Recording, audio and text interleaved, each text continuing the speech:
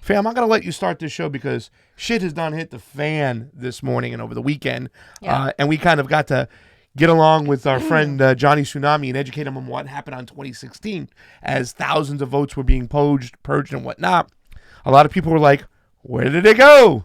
So, fam, why don't you take it from this point over here, because I think you can explain best what's going on. Well, no. So first of all, if you haven't noticed, there's a pattern of smearing people as conspiracy theorists who are bringing information that contradicts the narrative. And I don't know if some of you forgot, some of you progressives who consider this drama, if you forgot that Bernie Sanders lost in 2016 because he was cheated. Mm-hmm. And there is plenty of evidence to back that up. There is plenty of evidence that shows that he was cheated. In California, I witnessed it myself.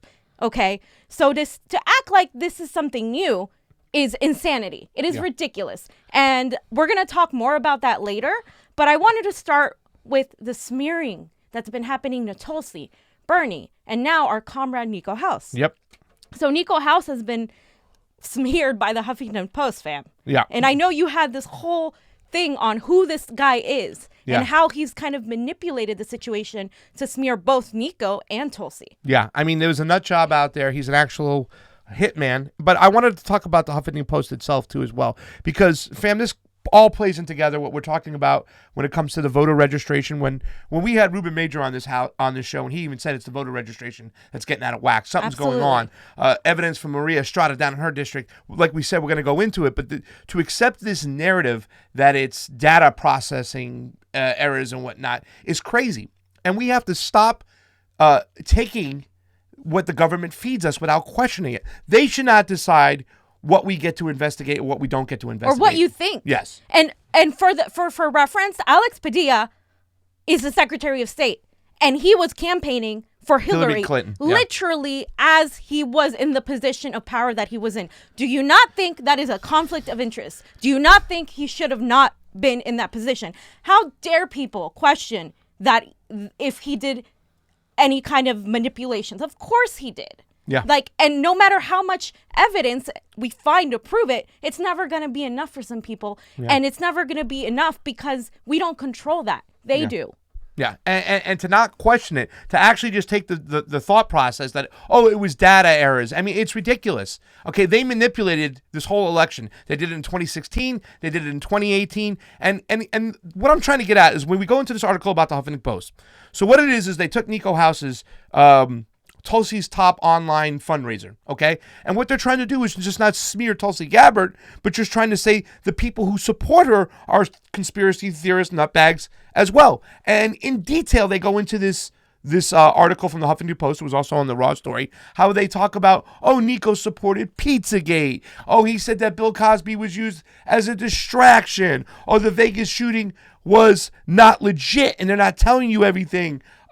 And it's the truth in a way. Niko House has never said that he stood behind these these conspiracy theorists, if they say. All he's ever said is that we should be questioning these things. We should be questioning these things that the government feeds us, fam. That we shouldn't just take it, as word when they tell us something. And a lot of times when it comes to the Vegas shooting or Pizzagate, they come back with these conclusions really quickly. When you say, wait, if you investigate this should take a long, long time. How do you have all these answers right away? And we look back to series like the Gulf of Tonkin, where they lied us into war. What makes you think they're not going to continue to lie to us and feed us these things? The elites want you to believe these things. So, I mean... And granted, I've had these discussions with Niko, and I don't necessarily agree with everything he says at all, but... why can't we question it? Yeah. Why can't we bring it up? Why are you so quick to accept a narrative? And then why is this person so quick to smear a journalist and a YouTuber and someone that's an activist and someone that's a veteran and kind of gloss over these facts and pretend that he wasn't simply questioning something, say that he is taking takes that he isn't? It's actually libel. And it's ridiculous that a lot of people are using this, not just against Tulsi, not just against her supporters, but they're using this against Bernie Sanders and his supporters too. So if you're a Bernie Sanders supporter and you don't have a problem with this, it's going to come right back and bite you in the ass. And that's a problem because he never addressed it a lot of times. This is the area where a lot of people went to Tulsi on this one issue alone. People think it's just all about regime change. No, I think about the majority of the people went over that love her because she's an anti-regime change person. That's her main thing. But a lot of people also stuck with her because of her voting records and her bill that she produced. She's took it on head on. And we had a situation in the Malibu Democratic Club where the microphone was pulled out of the guy's hand when he asked, hey, will you be our voice again? And she said simply, I did it before, I'll do it again. And she's been the one lone soldier to do it. So yeah, and she's strong and talking about election integrity. And that's what Pasta said. That's why a lot of people are supporting her. So tell me a little bit more about this guy and who he is. Charles Davis. Charles Davis is a writer, a serial liar. Once again, Ben Norton wrote this story, and Ben Norton was trying to talk about what was going on in Syria. And this guy has been, Charles Davis, a regime change aficionado of sorts. So anybody who talked against what the United States was doing or what Obama did or just the anti-war narrative, he would smear you. And he had this whole story, and we don't want to get into it because what he would do is for Ben Norton is he would take screenshots, change and manipulate them for his own benefit to make the person he was attacking look like a racist or the person wasn't empathetic to what was going on. And then his colleagues would join on, even to the point where you can see Glenn Greenwald had to come in and call him out for what he was doing because Glenn Greenwald was protecting real journalists like Ben Norton. So this guy is just, he's been, and let me just, fam, you know the game 6 Degrees to Kevin Bacon? No, sorry. They always just did, you would take an actor and you say this actor was in this movie with this guy, who was in this movie with this guy, who was in this movie with this guy, who was in this movie with Kevin Bacon. Okay, well, I wanted to show you guys real quick, and that's what he said. Put this up real quick, Glenn Greenwald. I want to read it. Even for him, what he did yesterday, manipulating the screen grab to delete key information of the exchange was shockingly deceitful. And that's Glenn Greenwald. Solid ass journalist, man in the field, the one who helped Edward Snowden get all this information out, what we're talking about. Because we were thinking about this, fam, when it comes to the election integrity stuff. Okay, people have the keys to the kingdom. They can see your digital footprint, right? What you're doing online, what you're looking up, and they can go in there and say, oh, there's the Bernie supporters. Let's purge their votes. Let's purge their registration. But there's other ways now because there's more eyes on them. And fam's going to talk about that more. But when it comes to Charles Davis, I want to show you how it's all connected. 6 Degrees to the establishment. Charles Davis worked for the Daily Beast. The Daily Beast is owned by who? IAC. IAC has who? Chelsea Clinton on their board. Chelsea Clinton is part of the establishment. I mean, she's like the heart. I mean, she's the daughter of Hillary and Bill Clinton. Yeah. And if you think that doesn't matter, same as if you think that Alex Padilla stomping for Hillary didn't matter in California's elections, then you're naive. Yeah. Because it absolutely does matter. They don't respect the law.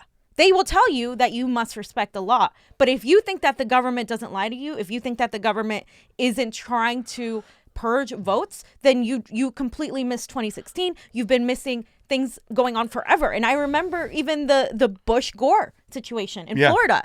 And it's ridiculous. This has been going on forever. This isn't anything new. Yeah. The difference is that people are starting to believe it. Yeah. And then, of course, other people who have cognitive dissonance are like, well, no, that just can't be. This just can't happen. Yeah. Oh, because my government can't lie to me. No, your government lies to you on the daily. They lie to you every single day. Every day. Like, people said the CIA, what they do, the first one was 1953, Mossadegh, Iran. It's overturned. That was the first one. Now it's coming back to what's going on. So when it comes to war, regime change, election integrity, they're going to try to smear the people who are telling the truth. Okay? You got to believe the grassroots, ladies and gentlemen. We're on the ground. We know what's going on. We're showing up. Listen, I just pulled out something, and fam's going to use it too, about when they were talking about the new election process here in California. And they never addressed the serious issue. By design, everything was fucked up beyond repair in 2016. So they can discredit votes. They're not making any plans to change it. What are they doing? Oh, we're coming out with more polling places. Who gives a shit about polling places? And they're not revealing how they are going to decide where they're putting these polling places. And when a gentleman asked about that, they completely ignored his question. They gave like a platitude solid answer, and they didn't answer his question. And then they leaked it also that it's going to come down to a board of elections, or whatever, and then the Secretary of State has to decide. Once you heard the Secretary of State has to make a decision, you know it's fucked up. It's going to be for political gain. He was out in the open supporting Hillary Clinton. And I'm going to ask him, if I get a hold of him at the convention, are you going to endorse anybody this time? And we'll take a look and we'll see. I'm willing to meet with him. A lot of progressives want to meet with Alex Padilla. We want to sit down and have a conversation because you know what? We're not happy. And not because Bernie didn't win, but because of the way the election went, because of the way the primary went. If he had lost fair, we wouldn't be having this reaction. And why are we bringing 2016 up? It's because we haven't dealt with it. We haven't dealt with it, and they constantly talk about us being the dividers, us being at fault for Donald Trump's election, us believing in working in tandem with Russia. We're not working with Russia. Russia didn't do this. Yeah. We did. The Democratic Party did. I could criticize Republicans all day. It's really popular to do that. Yeah. It's pretty popular to call Trump Orange Cheeto. It's really popular to go and just constantly talk about him and the GOP. But they're shit. We know they're shit. Yeah. Like, the Democrats are standing in our way right now, and they're doing everything they can. They're running all these candidates so Bernie doesn't get 50% of the vote. And if you are a Bernie supporter, you need to care about election integrity. Yeah, I mean, it's just being glossed over. They're still trying to be hush-hush about it. A lot of people would say, let's just hope, let's not stir the boat. What makes you think they're not going to do it again? When I asked that lady, Jane Albrecht, how can we have any unity without any accountability? She couldn't give me one fucking example of how there was any accountability. So what makes you think there's going to be anything different? It's another smokescreen. Oh, we're fixing the problem this time. We're going to have the whole database at these polling centers. We're going to be able to do it. It's going to be 11 days. Bullshit. Who's working these polls? Who's running these polls? What makes you think they're not going to do this again if we don't address it right now, here, and today? And there's countless videos of people who were poll workers and the little training they had, the instructions in the manual. Greg Palast did a wonderful, wonderful article on this in June of 2016, I think it was. And he's literally word by word. It shows the manual. It says, do not give these independents, these what is it? Non-party preference. Yeah. Don't offer it to them. Do not offer them the crossover ballot unless they ask. Yep. Sorry, that was Chuck Todd with less than a week to go. We watched the show Uncounted last night, and we saw all these witnesses, and these are real people telling real stories about what happened. Our boy Niko House was in it. Carlos Merrill Queen was in it. We were seeing all these polls that were coming in, and they were like neck and neck. So when it all happened, we were just so confused. Like, how could this fucking happen? And me personally, the one piece of evidence I keep talking about, I keep floating at it, is if you look at the increase from 92 to 2000, it was about a 45% increase in votes because the population of a state continues to grow. So does the people engaged in voting. 8 years later, another 45% increase for the Hillary Clinton, Barack Obama fucking primary. And then from 2008 to 2016, when we had record registration, 675,000 new voters registered 6 weeks before the election. We know who they were registering for, fam. Only a 6% increase in voters. You really want to believe that there was only 5.1 million voters in this last primary when there was 4.8 in 2008? And GTFOH. And the fact is that in California, you have an open primary, so we should have a completely easy primary. And that's just not the case. People like to point that out in counter argument. That's just not the case. An open primary allows independents to vote, absolutely. But the problem is when they went in there to vote, they gave them provisional ballots instead of the crossover ballot. Yeah. And when they went in to by vote, design, a lot of these new voters that were college students or people of color, a lot of Spanish speakers, were given the wrong ballot, or were not on the voter call, or were randomly registered Republican. And there are all these stories, and I know you've heard them in New York, Arizona, Nevada, Miami-Dade County, Florida. This isn't something we're making up. Yeah. Johnny, you got a good clip you want to play over here 1 second or anything? Because you saw this yesterday. You got something up, or you want to... All right, if you do get something up right there, put that up right there. Pause that. Now, take a look what he just put up right over here. And when we saw this last night, you want to read that because it's too small for me. We got to get Johnny's voice. We don't have enough John. John is like cowbell. I need more of it. Hello. Okay. It says the Secretary of State's poll workers instruction guide encourages poll workers to affirmatively ask non-party partisan voters, right? That's what MPD stands for.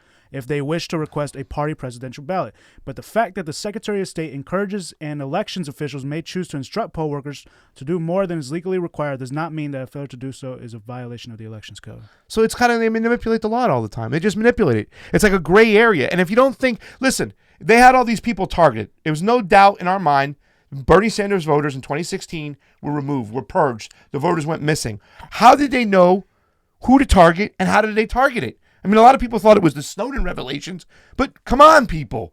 This whole establishment is working against you.